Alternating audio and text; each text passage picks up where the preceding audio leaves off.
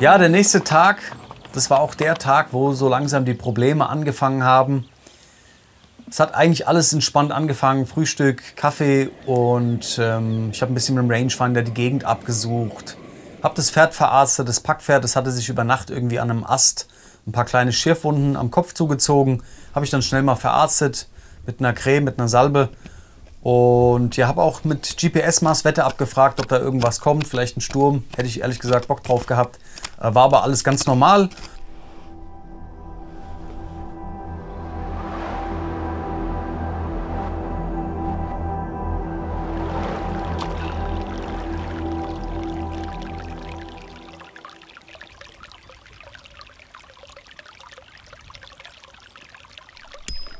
Und natürlich hieß es auch wieder für mich, alles abbauen, Pferde fertig machen, satteln, packen. Und damit ihr auch mal seht, was das jeden Tag, also es ist ja 2-mal am Tag, einmal abbauen, wieder aufbauen. Dass ihr mal seht, was das für eine Arbeit ist mit dem ganzen Satteln und Packen und Camp aufbauen. Und dass ihr da auch einen Eindruck für kriegt und nicht nur die schönen Seiten so einer Reise seht. Und ja, dann ging es auch schon wieder weiter.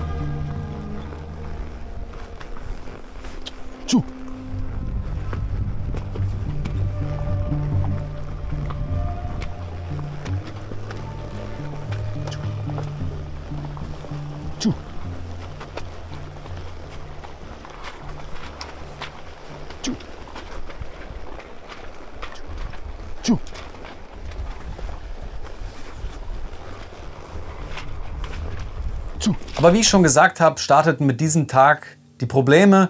Dementsprechend sank auch ein bisschen das Spaßlevel, aber ohne Probleme wäre es ja auch langweilig. 1 Kilometer später kam ich am Terrelch-Fluss an, wollte mit den beiden Pferden rüber, aber keine Chance. Arrow hatte keinen Bock auf Wasser, wie schon die kleinen Momente davor. Und das hat sich auch an diesem Tag nicht geändert. Aha.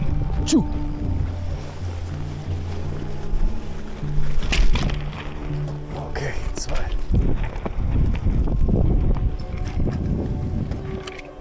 Muss ich euch wieder vormachen, ja? Siehst du's? Siehst du's? Es geht. Es geht. Es geht, es ist kein Problem. Trink, wenn du trinken willst, trink.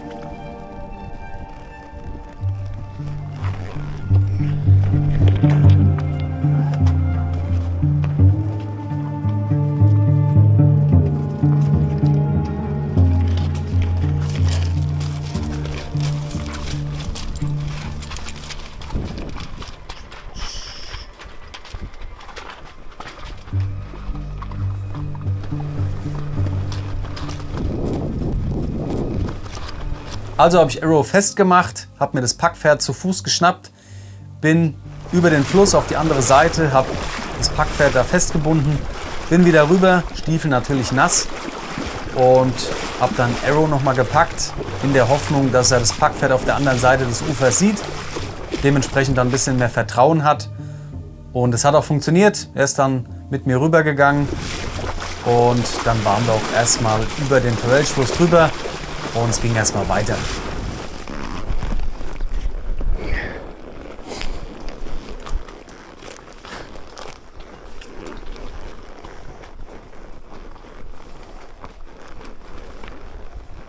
Ja, selbst kleine Pfützen danach haben Arrow gestört. Er ist dann außen rumgelaufen, wollte nicht direkt durch die Pfütze laufen. Also es war schon ein massives Problem, was dann immer deutlicher zum Vorschein kam. Danach kam noch ein kleiner Ausläufer vom Terelge-Fluss. Da sind wir dann auch noch drüber. Kamera hatte ich allerdings nicht an in dem Moment.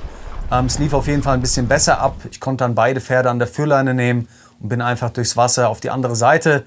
Und dann waren wir erstmal komplett über das Gewässer drüber und sind dann erstmal ein bisschen weiter getrabt.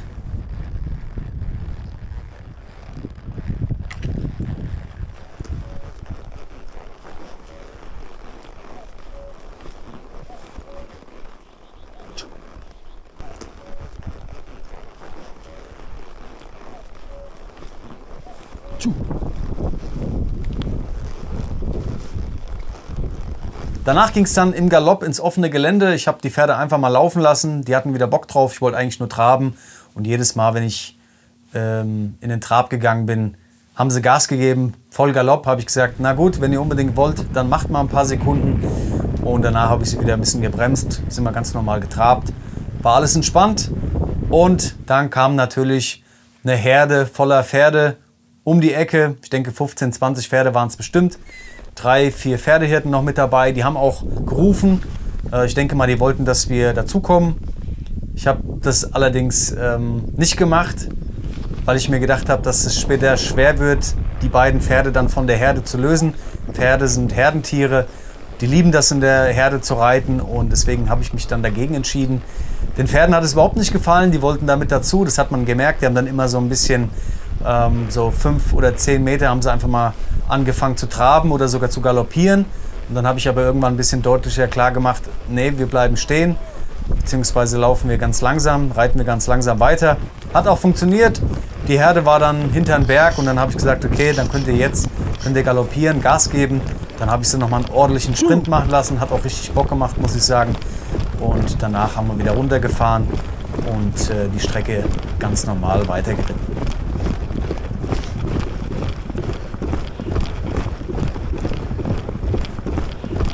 Nach einer Weile hatte ich dann schon wieder 6 oder 7 Kilometer auf der Uhr und stand mitten im Terelge Nationalpark.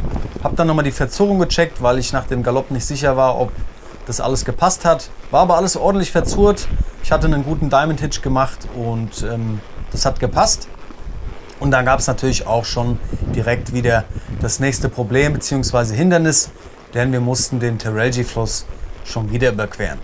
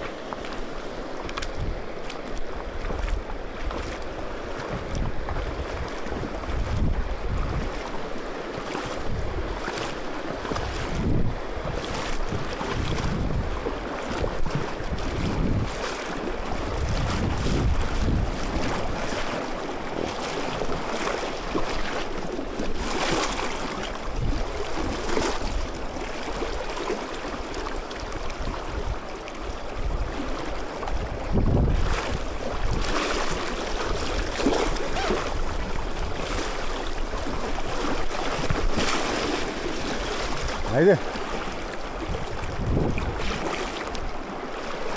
Noch ein bisschen. Auf. Ah, tja. Ah, komm her.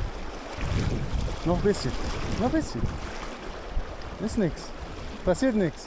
Ja, ich bin dann beim Thema Wasserüberquerung relativ entspannt, pessimistisch, aber auch mit einer kleinen Note Spaß dran gegangen. Ich habe mir einfach gedacht, irgendwas muss ja immer sein. Ich habe das Ganze einfach irgendwie ein bisschen belächelt und habe dann das Packpferd genommen, angebunden, abgeladen, eine Picketline gesetzt, damit es schon mal grasen kann und schon mal entspannt ist. Und den Arrow habe ich gesattelt gelassen, bin dann nochmal draufgestiegen ans Ufer und habe dann mal versucht, ihm irgendwie eine Einzelschulung zu geben, sage ich mal, ihm ein bisschen die Angst zu nehmen und auch das Ganze mit viel Gefühl, ganz langsam, bin vorgegangen, habe ihm gezeigt, dass nichts passiert, aber es hat nicht funktioniert. Ein paar Schritte hat er tatsächlich gemacht, wir standen, glaube ich, so in der Mitte des Flusses, aber nach 15 oder 30 Minuten, ich weiß nicht mehr, wie lange wir da im Wasser standen, Stiefel natürlich nass, bis zum Knien stand ich da drin, Hose auch nass und es hat am Ende dann natürlich nicht funktioniert.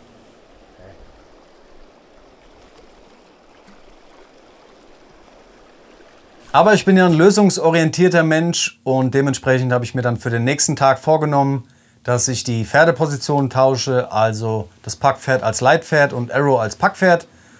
Und außerdem musste ich mich natürlich um meine Stiefel kümmern, die vom ganzen Tag schon nass waren, weil ich nicht die nächsten Tage mit nassen Stiefeln auf dem Pferd sitzen wollte.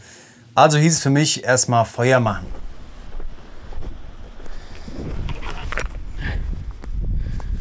Das Feuer war relativ schnell an, einfach ein paar trockene Äste, ein bisschen Zunder vom Baum, von Ziegen oder Schafen war das, glaube ich, Wolle, habe ich als Zunder genutzt, ging ganz gut. Und dann habe ich noch ein bisschen Dung, also einfach irgendwelche Tierscheiße mit ins Feuer geschmissen, denn diese qualmt stark und vertreibt Moskitos. Riecht dabei aber gar nicht intensiv, also einfach nur nach Rauch. Und das ist weniger für mich gewesen, sondern eher für die Pferde. Denn ihr könnt euch ja mal fragen, ob sich ein Pferd an der Nase kratzen kann. Genau, kann es nämlich nicht. Und wenn ihr mal so ein Pferd beobachtet, wenn Moskitos oder Fliegen in der Nähe sind, dann wisst ihr, was ich meine. Denn die Fliegen oder die Moskitos krabbeln denen in die Nase rein. Und die Pferde können nichts anderes machen, außer zu pusten oder mit dem Kopf zu wackeln, dass sie da rausgehen, was sie aber nicht machen. Und dementsprechend ist es für die Pferde dann ein richtiger Luxus, wenn man sich auch ein bisschen um die Moskitos kümmert. Es gibt auch eine Creme, die kann man denen dann auf die Nase schmieren, dass die Moskitos da nicht reingehen. Und da habe ich mich auch ein bisschen drum gekümmert. Hat gut funktioniert, muss ich sagen, weil auch der Wind gut stand. Der hat den ganzen Rauch ins Camp gepustet. Und dann waren wir erstmal ein bisschen befreit von Moskitos und das Camp war dann auch schon fast aufgebaut. Die Parkranger habe ich auch gesehen, die sind ganz easy going durchs Wasser gefahren, ohne Probleme natürlich mit den Geländewagen. Hätte ich auch gern so mit meinen Pferden gehabt, aber war halt leider nicht so. Dafür hat sich die Sonne blicken lassen, ich habe dann die Solarpanels rausgelegt, bisschen Strom gesammelt für die Drohne und Kameras und so weiter. Das war eigentlich auch mein Daily Business, sage ich mal. Also jeden Tag habe ich das Solarpanel eigentlich draußen gehabt, um die Akkus wieder aufzufüllen.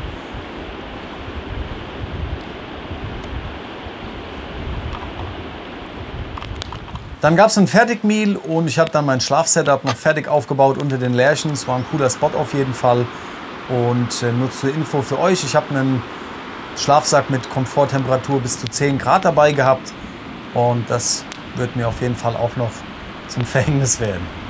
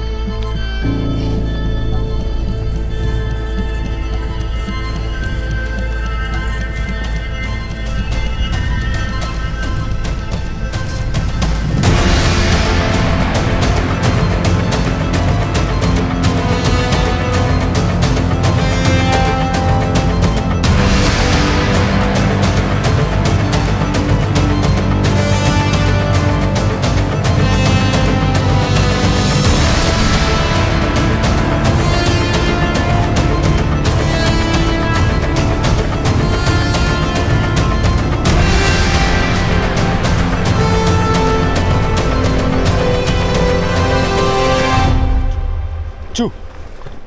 Tschu. Tschu.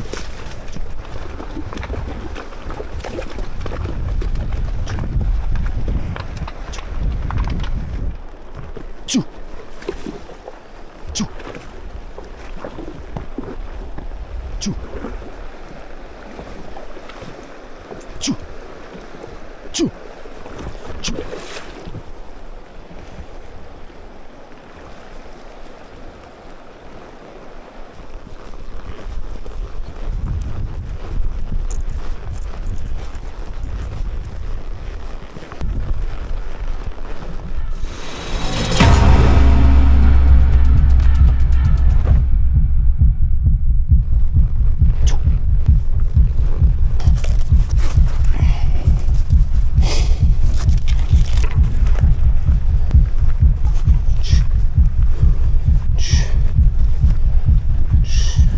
Ja, Freunde, Murphy's Law in Real Life, so sieht das Ganze dann aus.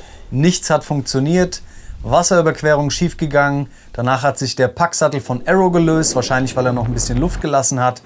Ich durfte dann erstmal alles neu beladen, neu packen, neu verzurren, habe dann wieder die Pferde getauscht und dann habe ich mich erstmal hingesetzt, Karte rausgeholt, GPS drauf mit Kompass, das Ganze eingenordet, habe mir die umliegenden Berge angeschaut und auf der Karte dann die Höhenangaben verglichen.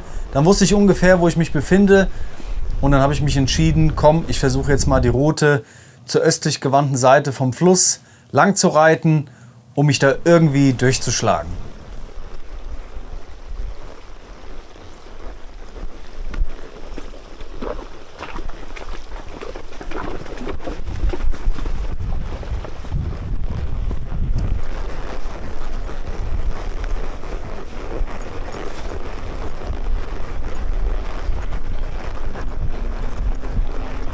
Das Gelände neben dem Fluss war dann eine reine Katastrophe. Es ging da steil hoch, es war relativ felsig.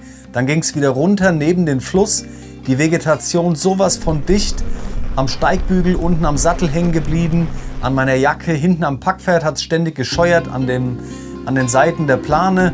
Und da gab es dann auch irgendwann kein Durchkommen mehr. Also bin ich umgedreht. Und wie Murphy's Law das natürlich so will, habe ich vergessen, den Akku zu wechseln. Das heißt, ich habe die ganze Zeit Aufnehmen gedrückt und Aufnahme stoppen und es war gar kein Akku drin, also habe ich auch gar nichts aufgenommen. Murphy's Law halt, ihr kennt es. Und dann ging es für mich erstmal 7 Kilometer zurück in Richtung ersten Schlafplatz und da bin ich dann erstmal runtergekommen.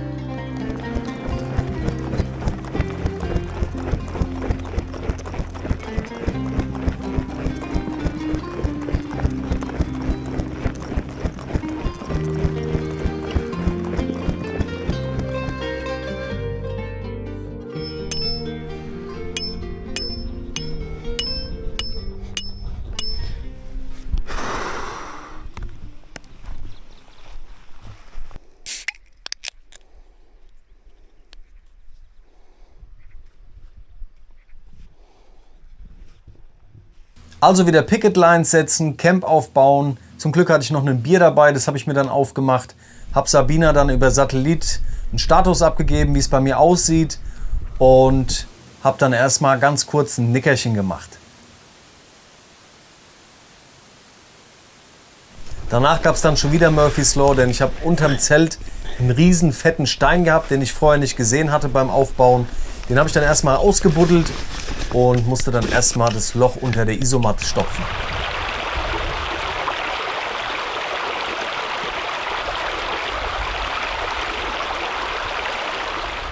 Kurz gesagt lief der Tag bis dahin einfach nur beschissen. Es hat nichts funktioniert. Es war heiß und schwül. Ich hatte das Camp schon einmal abgebaut, die Pferde einmal beladen, nochmal gewechselt und dann schon wieder das Camp aufgebaut innerhalb von wenigen Stunden. Und dementsprechend war das Gemüt dann ganz schön gedrückt. Ich habe mir dann erstmal was zu essen gemacht, mir die Spaghetti dann reingezogen bei den Pferden und habe fürs Gemüt dann einfach nur die geile Landschaft aufgesaugt.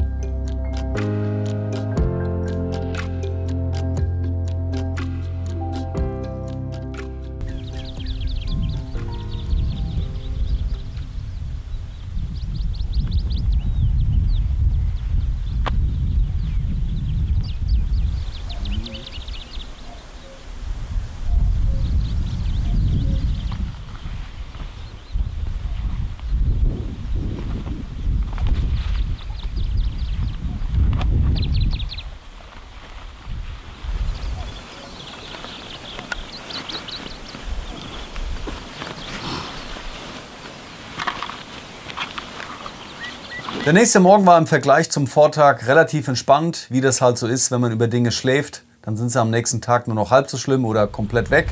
Und so war es dann auch an dem Tag ganz entspannt. Und ich habe dann mit dem Rangefinder noch einen Adler in der Luft gesehen. Natürlich konnte ich den nicht besonders nah beobachten, aber ich habe ihn gesehen, war auf jeden Fall eine coole Sache. Und wenig später ist dann auch schon Keith eingetroffen. Ich hatte ja am Vortag mit Sabina geschrieben und wir haben dann ausgemacht, dass er vorbeikommt und wir nochmal gemeinsam zum Terrelge-Fluss reiten, um das Ganze dann da nochmal zu probieren. Very fast. When did you start at the cabin?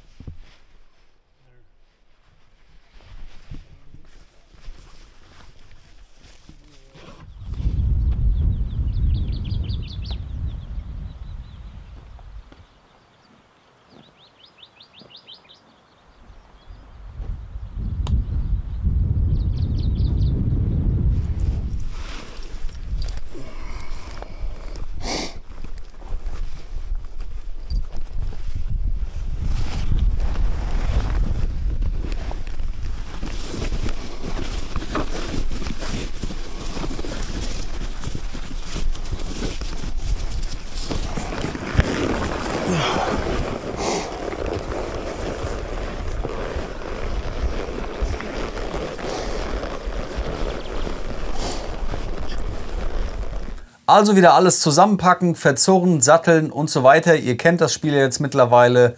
Dann ging es auch schon los und unterwegs zum Terrelge-Fluss ist mir einfach mal aufgefallen, wie willkürlich Arrow bei der Wasserwahl ist.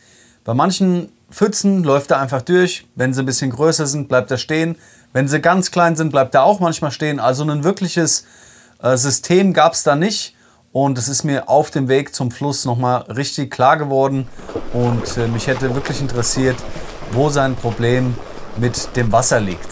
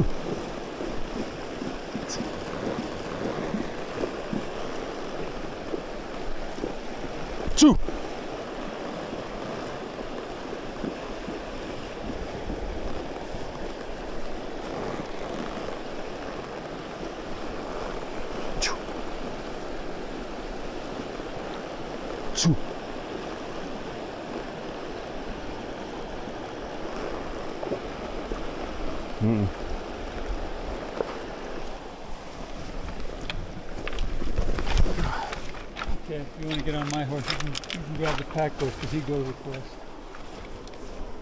So I cross with yours? Yeah. Okay.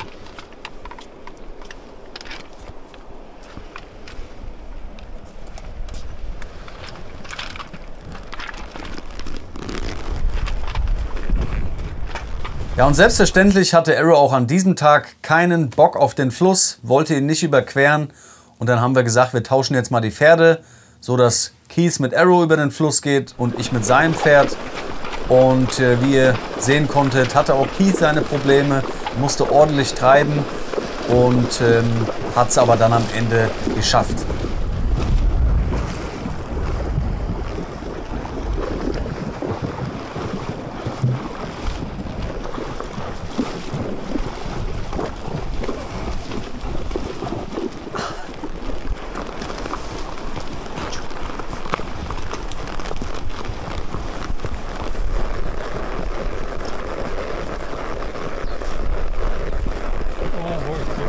Als wir das Waldstück nach dem Terrelge-Fluss dann durchquert hatten, hat sich dann auch schon die neue Landschaft gezeigt. Nochmal viel breiter, viel weitläufiger, weniger Vegetation, eine richtig geile Aussicht auf die Landschaft. Und wie ich halt immer gerne sage, das kann einfach keine Kamera einfangen, das muss man selbst erlebt haben.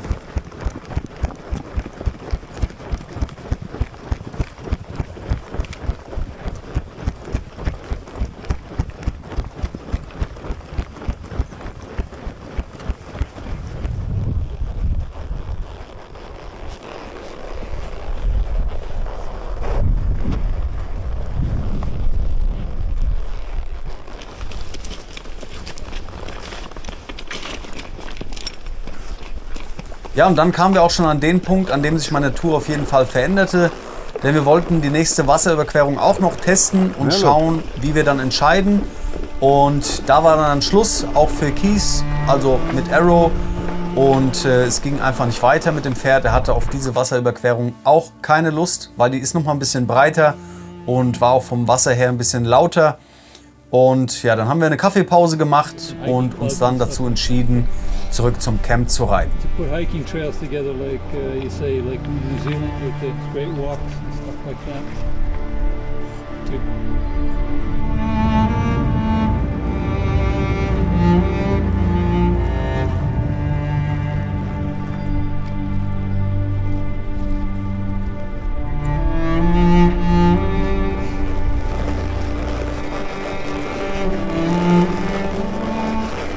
Es war eine lange, aber geile Strecke durch viele Wälder und auch steile Pässe und natürlich auch mitten durchs Bärengebiet.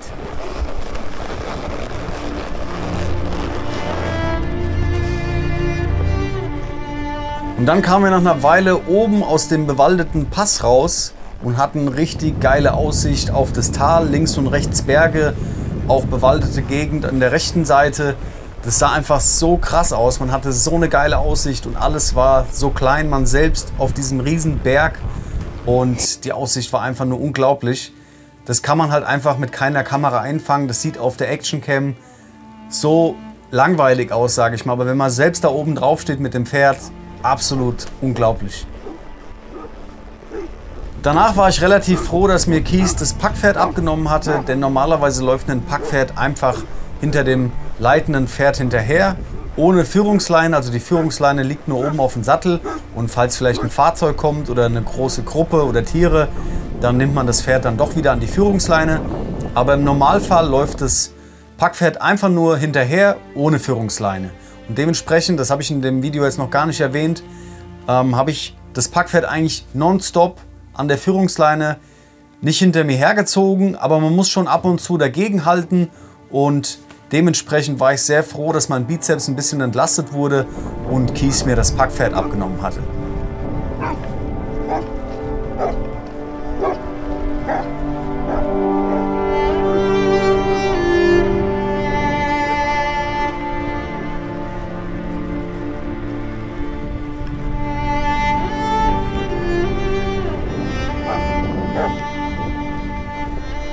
Ja, und dann sind wir abschließend mit gutem Tempo runter ins Tal geritten, durch die ganzen Dörfer, vorbei an Rindern, Ziegen, Schafen, Pferdeherden und auch vorbei an unzähligen Gers- und Jurtezelten.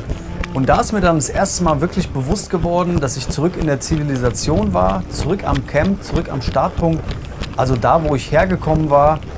Und dementsprechend war ich dann erstmal ein bisschen in mich gekehrt, nachdenklich und wusste ehrlich gesagt gar nicht, wie es jetzt überhaupt weitergeht.